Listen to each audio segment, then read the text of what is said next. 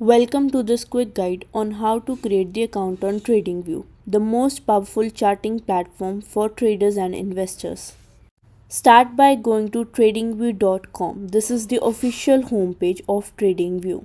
You can also use your Google account to sign in with TradingView. Now click on this icon, press sign in.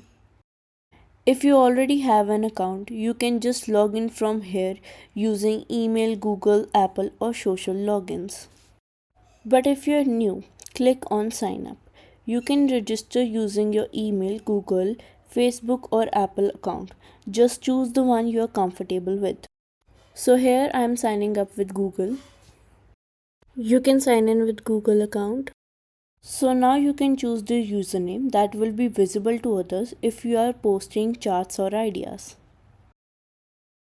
Once you are signed in, you land on the TradingView homepage. So this is your username. Here you have the market summary, community ideas, etc. To access live chart, go to super charts option. Here you can do technical analysis, apply indicators, draw tools and customize your workspace. And that's it. Your TradingView account is ready. You can explore charts, follow ideas and even create your own Pine script indicators. If you find it helpful, don't forget to like, share and subscribe.